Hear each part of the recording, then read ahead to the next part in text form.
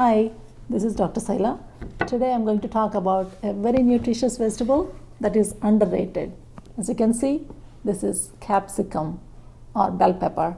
It belongs to the nightshade family and it's very rich in vitamin C. So I make soup out of this when I get cold or coughs. It also contains vitamin K, E, A, very rich in folate and potassium, and it contains many antioxidants and phytonutrients such as quercetin, lutein, carotenoids.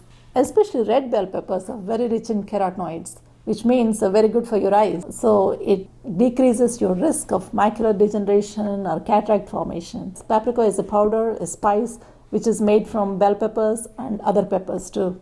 I have many recipes on bell peppers on my blog. It's good for cardiovascular health, it's good for eye health, and it's good for weight loss too.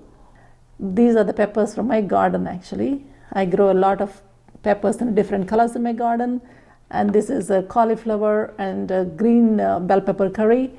This is one of my favorite soups, which is bell pepper and potato soup. Stuffed turnips, I top them with red bell peppers. It is actually a raw dish. You can check for the recipe on my blog, and you can use them in fajitas, burritos, and you can use it as pizza topping and make it as a dip and use them in pasta. And this is the baby corn and bell pepper curry, and use it in salads, in the vegetable platters.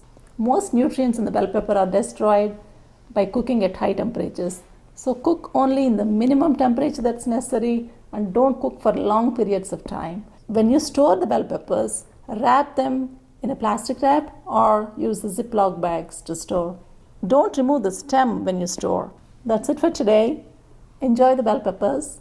And I know this is Valentine's Day. Wish you all a happy Valentine's Day. Thank you.